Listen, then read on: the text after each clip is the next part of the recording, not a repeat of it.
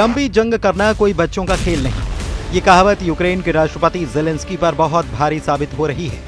हम आपको हारते हारते यूक्रेन को कुचलने में जुटे पुतिन का वो वॉर प्लान दिखा रहे हैं जिससे यूक्रेन की जमीन को यूक्रेनी सैनिकों का कब्रिस्तान बना दिया गया है।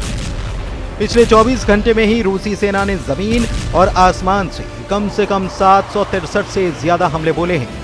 तबाह होते यूक्रेन की बर्बादी देखकर अब तो राष्ट्रपति ट्रंप भी बौखलाने लगे हैं।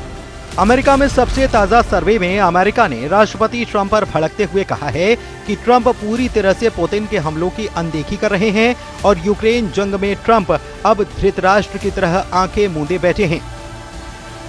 हालात ये हैं कि रूसी हमलों की सुनामी लगातार तेज और तीखी होती जा रही है।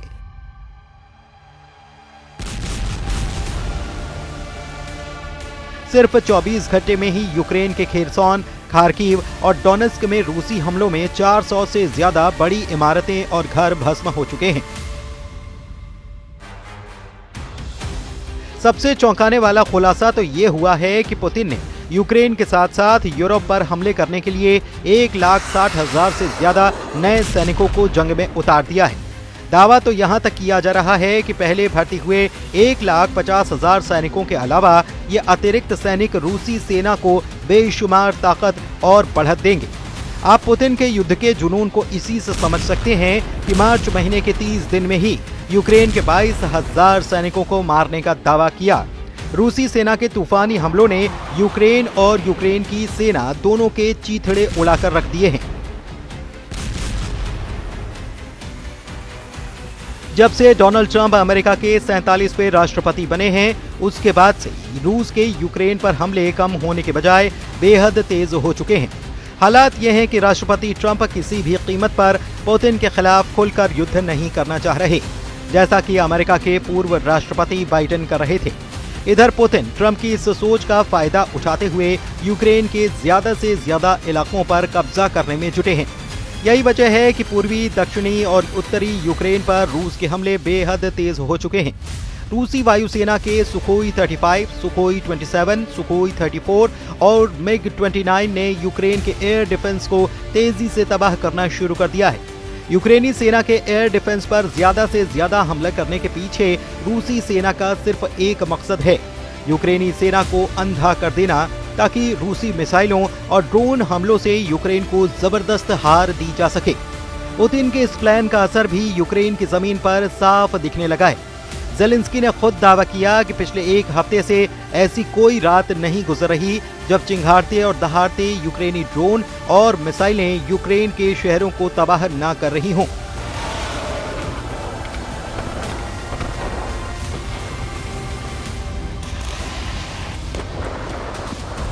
यहां तक कि राजधानी कीव में तैनात अमेरिका और यूरोप के एयर डिफेंस सिस्टम को रूसी सेना बुरी तरह से तबाह कर चुकी है, जबकि जमीन पर यूक्रेन को मिले जर्मन लेपर्ड टैंक, ब्रिटेन के चैलेंज 2 और चैलेंजर 3 टैंक और अमेरिका से मिले अब्राहम टैंक भी रूसी सेना के तूफानी हमलों को रोक नहीं पा रहे हैं।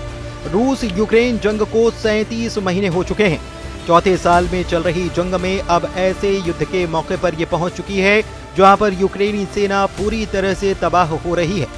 रूस की सरकारी समाचार एजेंसी ने रूसी सैन्य विशेषज्ञ आंद्रेई मारोचको के हवाले से दावा किया है कि मार्च 2025 महीने में ही रूसी सेना ने यूक्रेनी सेना को बुरी तरह से भून डाला है। रूसी सैन्य विशेषज्ञ आंद्रेई मारोचको का दावा है कि रूसी सेना ने लुहांस्क बॉर्डर पर ही भयंकर जंग के दौरान मार्च महीने में ही यूक्रेन के 22,000 सैनिकों को मार डाला है, जिसमें भाड़े के लड़ाके भी शामिल हैं, जो यूक्रेन की तरफ से रूस के खिलाफ जंग करने में जुटे थे।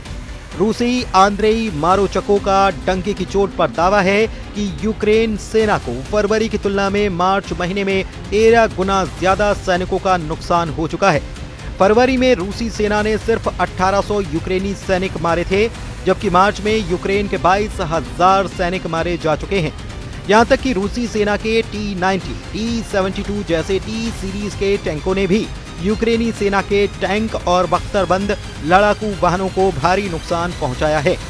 आंद्रेई मारोचको का ये भी दावा है कि बख्तरबंद लड़ाकू वाहनों को भारी नुकसान हुआ है और लुहांस बॉर्डर पर ही यूक्रेन के 1100 टैंक और बख्तरबंद वाहनों को रूसी आर्टिलरी और टैंक ब्रिगेड ने उड़ा दिया है।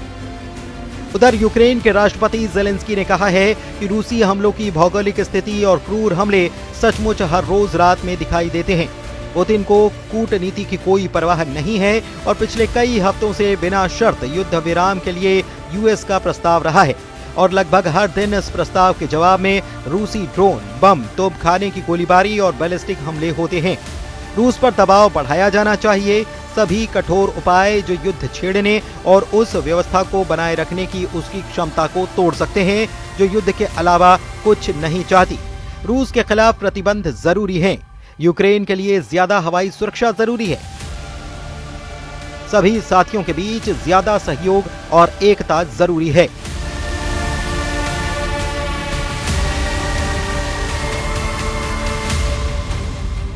यूक्रेन के खार्किव प्रांत में ही पिछले 18 घंटे में काफी यूक्रेनी नागरिक मारे गए हैं। कुछ खबरों में दावा किया गया कि खार्किव में 12 से ज्यादा लोग मारे गए। खार्किव में रूसी हमले में यूक्रेन का सैन्य अस्पताल, शॉपिंग सेंटर, अपार्टमेंट, बड़ी इमारतें और सैन्य ठिकाने तबाह हुए हैं।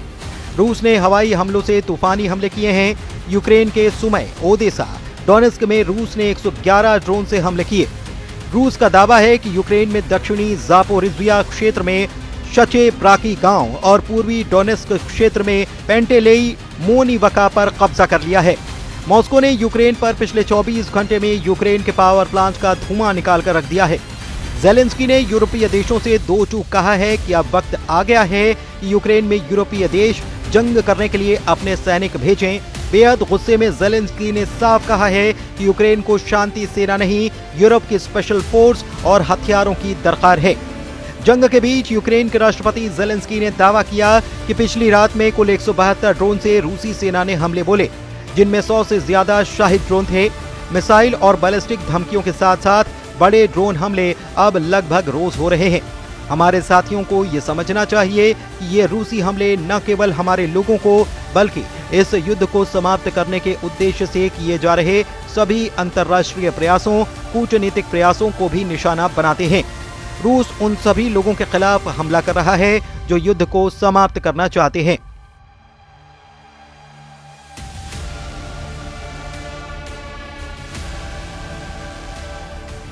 दूसरी तरफ यूक्रेन ने रूस के कुर्स्क इलाके से भागकर अब रूस के बेलगरद पर भयंकर हमले शुरू कर दिए हैं। दावा किया जा रहा है कि यूक्रेन ने ऐसा इसीलिए किया ताकि रूस को अपनी सैन्य ताकत को कुर्स्क की जगह बेलगरद में भेजना पड़े, क्योंकि इस वक्त कुर्स्क में यूक्रेन के 50,000 सैनिकों के साथ साथ नेटो के 30 बड़े अफसरों को रूसी सेना ने चारों तरफ से घेर लिया है। जरा पश्चिम रूस के कुर्स्क से इस इलाके की तस्वीर को देखिए, जहां पर रूसी सेना को भारी नुकसान उठाना पड़ा है। हालात ये हैं कि जो जेलेंस्की सोच रहे थे कि कुर्स्क इलाके पर कब्जा करके पुतिन को घुटनों पर ला देंगे, वो जेलेंस्की अब पुतिन के ऐसे फंदे में फंस चुके हैं जहां पर यूक्रेनी सेना के नरसंहार पर बड़ा खतरा पैदा हो गया है। अब इन हालात से साफ है कि पुतिन का मिशन सिर्फ यूक्रेन नहीं है, पुतिन अब यूरोप को भी घुटनों पर लाने की तैयारी में जुटे हैं। यानी अब जंग साल 2026 तक चलेगी, ये बिल्कुल साफ हो चुका है।